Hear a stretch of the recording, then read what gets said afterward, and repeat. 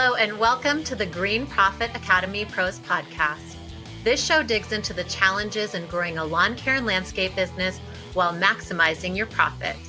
I'm Christeen Era. And I'm Steve Bousquet. We are the green industry experts in profit, growth, and leadership. In today's episode, we're going to dive into planning and goal setting for business success and its relevance in today's fast-paced business environment. Clear goals provide businesses with a roadmap for success, ensuring that resources are used optimally, progress is measured, and every team member understands their role in driving the company forward. Today, I'll dive into the essentials of planning and goal setting, exploring frameworks, strategies, and the key components that constitute effective goals. So let's kick off by discussing what planning really means in the business world. In simple terms, planning is the strategic process that helps businesses allocate resources efficiently and set a clear path towards their goals. This is foundational because it aligns resources with efforts towards achieving long-term success, especially within sustainable businesses. Some of the key elements of planning is identifying the objectives, and identifying the objective is critical. It's about defining what you want to achieve, understanding where your company stands at the moment, and predicting future challenges and opportunities. Your objectives should align with your company's vision and mission to ensure cohesive progress. And then we get into resource allocation, and we want efficient resource allocation. Whether it's financial, human, or time resources, it's critical to maximize our productivity. Tools like a Gantt chart can be incredibly helpful in organizing and optimizing resource use. In addition to project management software can also come into play. We always want to understand what is our team's capacity and the goals that we're setting and establishing the business overall. So are we working on the business and utilizing the team to work on the business? Or are we just using a percentage of time for us as the owner to work on the business and using a few key resource team members in our company to move things forward? And let's not forget about risk management. Anticipating potential risks and developing contingency plans can save businesses from unexpected pitfalls. A well-executed SWOT analysis is an invaluable tool here. So it's going to really help the business identify its strengths, weaknesses, opportunities, and threats. A SWOT analysis also helps a business focus on what areas they want to fix that is going to provide the most opportunity and value in their current structure. So it really helps us identify, where can we close the gaps and what do we need to improve? What do we want to focus on this year or this quarter? And then when we look at that as strategic alignment, which is what that SWOT analysis is going to help us, and support us in moving forward, the strategic alignment ensures that short-term plans support long-term goals. It maintains consistency and driving sustainable growth. It's about making sure every action aligns with your overall mission. Now, I want you to think about these planning elements and how they play into your business. Have you experienced a planning success or failure that taught you something valuable? Taking a moment and looking back at how did we plan and how did we set up goals in the past will really help you understand what needs to change when it comes to your planning and goal setting now and moving forward in the future. And I will share with you that goal setting is not a strong point when it comes to most businesses and entrepreneurs or even teams. There's kind of this idea of who has time for that, and people are just kind of running in every direction, trying to get as much done as possible. But goal setting allows us to stay focused, utilize our resources, and move forward faster. It helps us focus on what's important now versus all the shining things that might come into our world, whether we're the owner or even a manager. So a framework that I use is called SMART, the SMART framework. And this is something that might sound familiar to you. So I want to kind of shift gears here about setting effective goals using the SMART framework. Now, the SMART framework supports successful goal setting, but what does SMART really mean and how can it transform your business outcomes? So let's break down, what the SMART acronym means here. So specific goals, being clear about what you want. So for example, right, so this is what S stands for, specific. We want to dive into being clear about what we want. We don't want a big generality because that can be confusing. We really want to know, what it is that we're focusing on. So for example, instead of saying we just want to increase sales, you might say, I want to increase sales by 15% in the next quarter through targeted marketing campaigns. So this is very specific, and being that specific is going to guide your efforts more effectively. Being that specific also allows you to set up action steps and milestones associated with this goal and really reverse engineer it and break it down to understand and help your team understand, how is this going to happen? So next is measurables. This is the M in SMART. So making goals measurable means that you can track progress. So you want to set key performance indicators like weekly sales figures. So this again goes back into that step of being specific. If we're specific, we can break down and measure this goal. So we can figure out over a quarter with that 15%, how does that equate in dollar figures and sales? How many do you want a week? How many do you want a month? What's your total over the quarter? So this is going to help you measure and see how close you are to achieving your target, which is why we need that measurable aspect in our SMART goal setting. Next is achievable. So achievable goals, we want to set something that's realistic, that, is a target that we can hit. We don't out the gate want to set ourselves up for failure.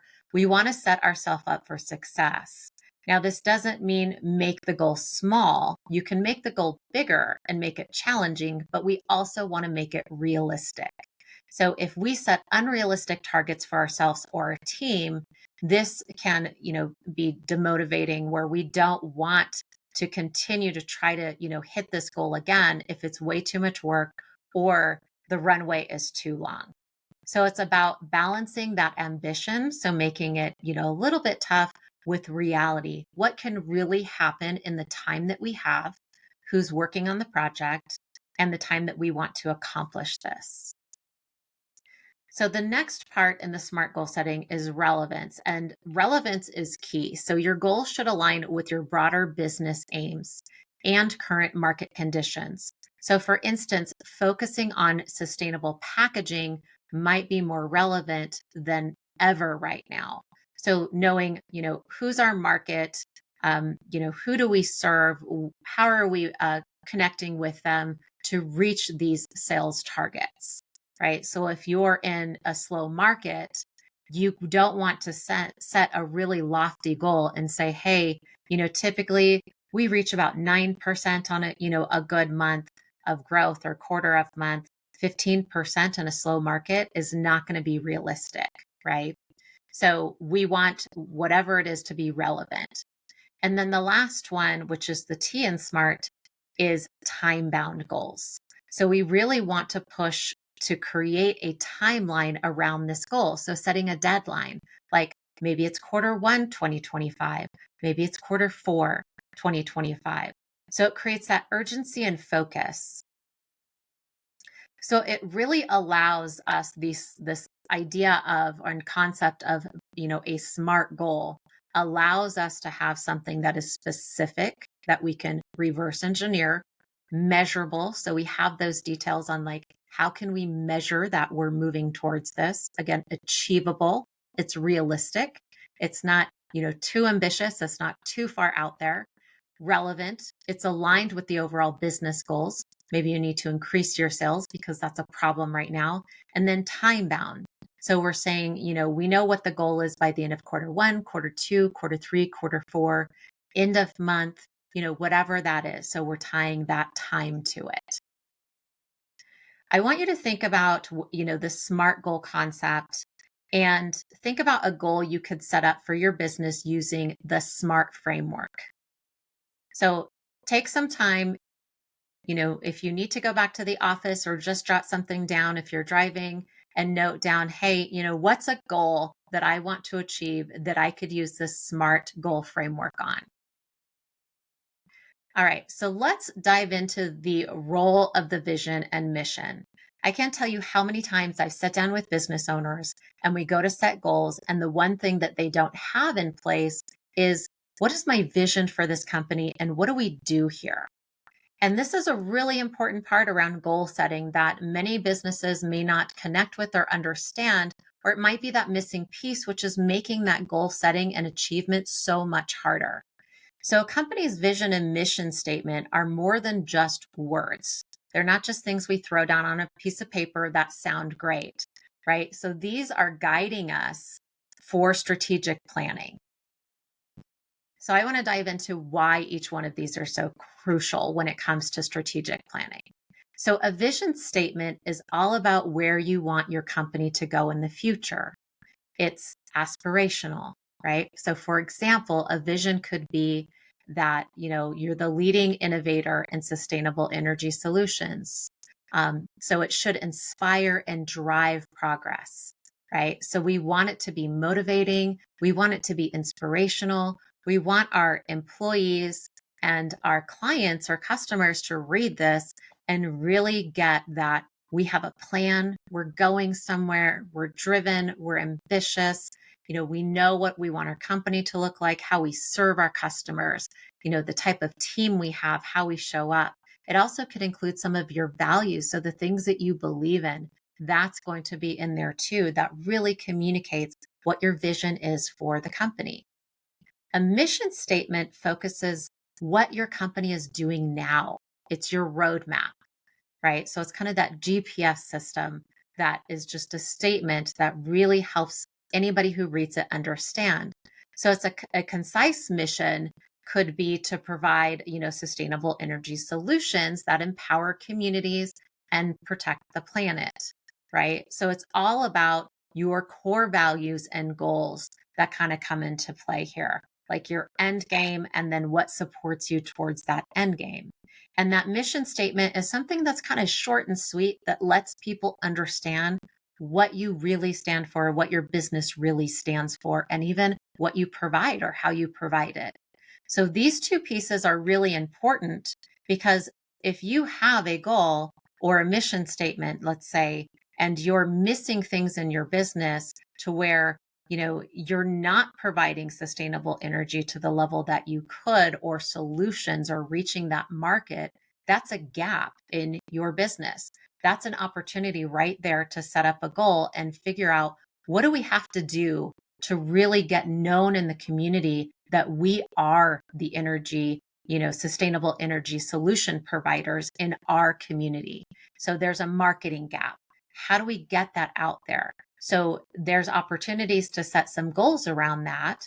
And some of them could be creating a marketing campaign, figuring out what verbiage do you need to use to get out there that's really going to communicate that and connect, to that customer who's looking for those energy solutions.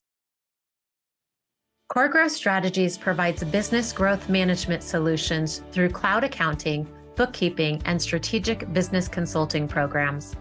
Our team works with small businesses in lawn care and landscape and trade industries throughout the U.S. We increase our clients' business acumen by creating business performance transparency through financials and strategic advisement based on industry best practices and benchmarks. Our experienced team provides support, guidance, and coaching, thereby allowing our clients to connect with viable data and discover their own solutions. Core Growth Strategies programs and services are designed to get your business from where it is now to where you have always dreamed it to be. Visit us today at coregrowthstrategies.com and follow us on Facebook, Instagram, or LinkedIn. Don't miss our exclusive limited time podcast special. Just mention promo code GPA Pro to any member of our team during your complimentary consultation, or enter the promo code on our site when you sign up for one of our online programs. That's promo code GPA Pro. So I want you to take a moment and evaluate your own vision and mission statement if you have one.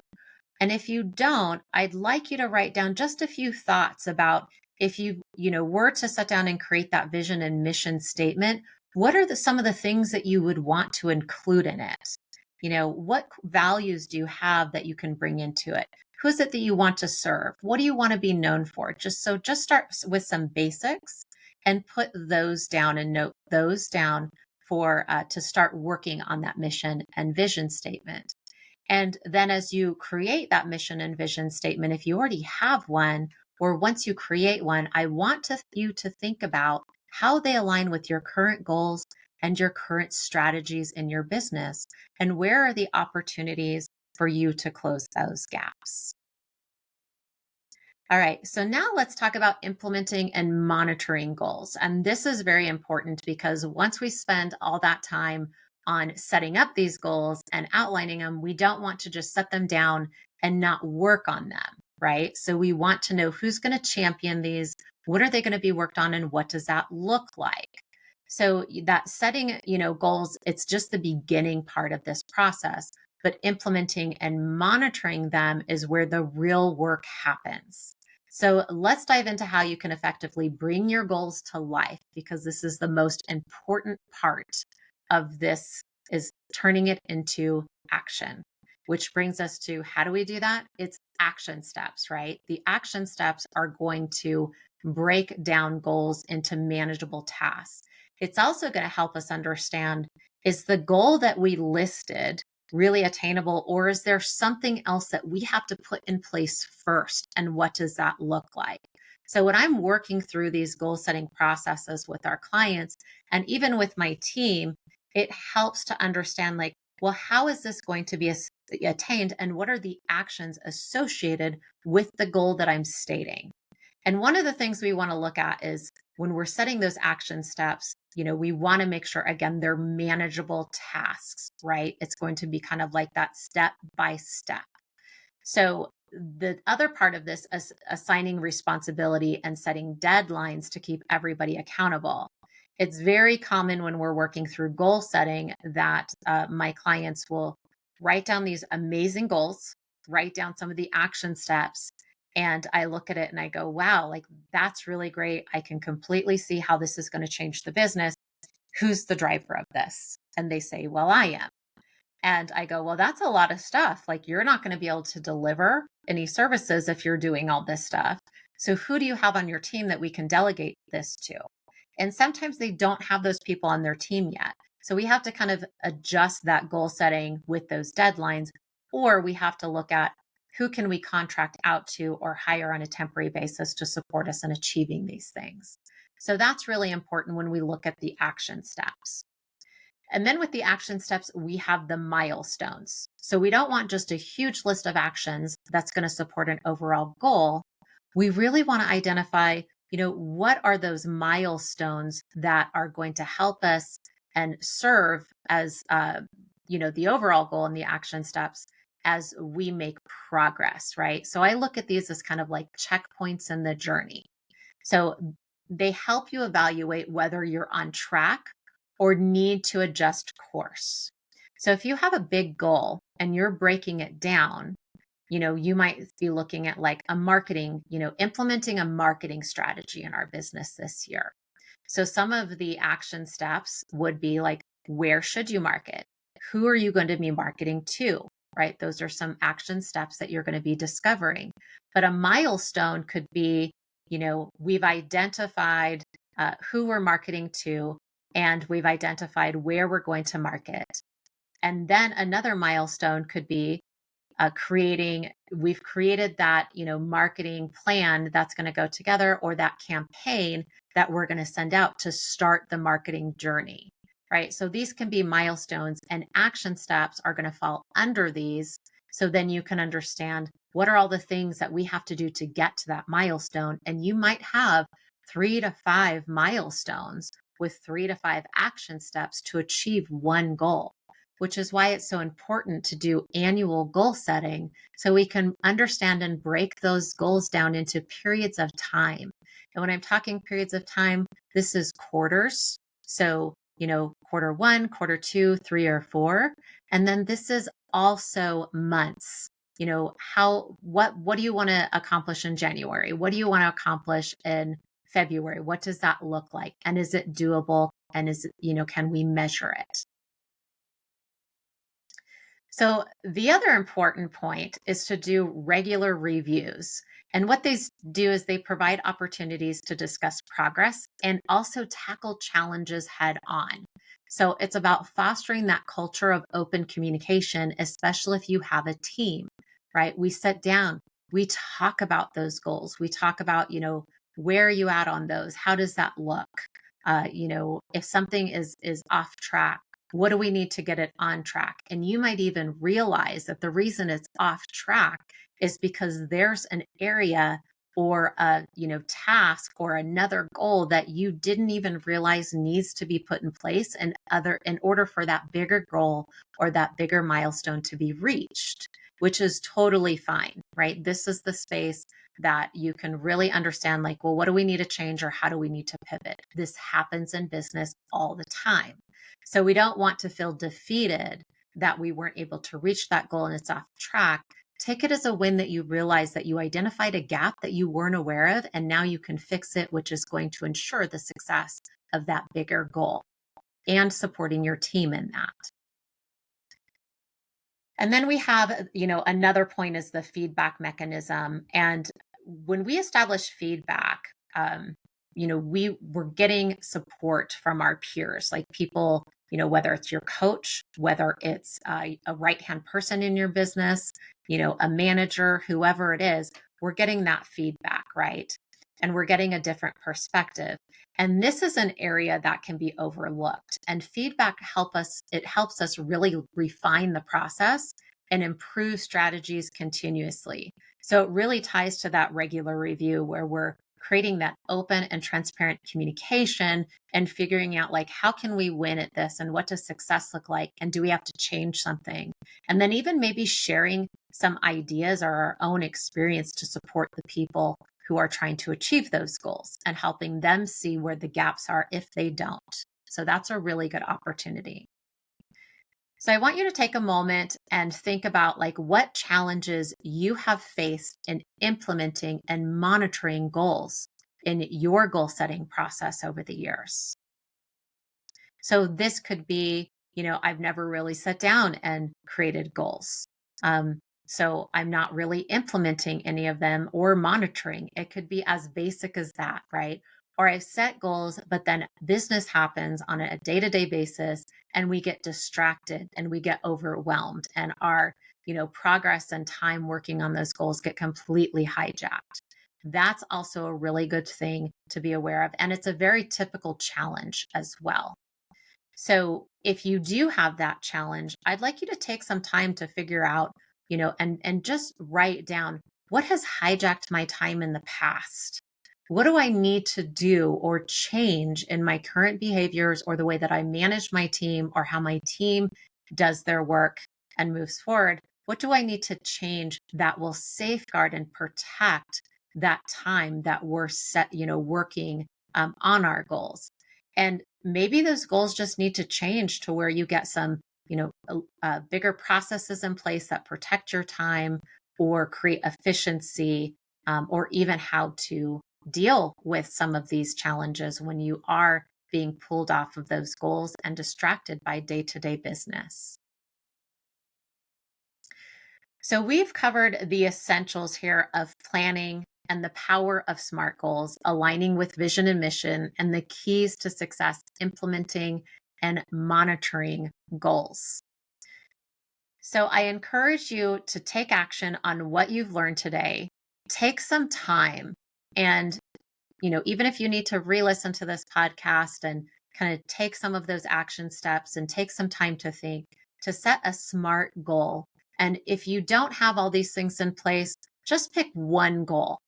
And if you don't have your mission and vision written yet, Take some time to write down some ideas about what your mission and vision might look like. What are some of your values that you want to include in those? Who are some of the people that you want on your team? Who do you want to serve? How do you serve them? What do you want to be known for? So take some time just to work on some of that stuff. And then I also invite you, if you already have a mission statement or a vision written, revisit that as well and see, does it really serve what you're doing now and what services you provide your customers? Does it serve what you want to be known for? So I want to thank you for taking this time and listening to this podcast today. And I really would love to hear what you have found. If you did take some of that time and think on your goals, think on your vision, think on your mission, who's on your team, and even those things that are really tripping you up. And I hope that planning and moving forward is part of your future and it brings you success.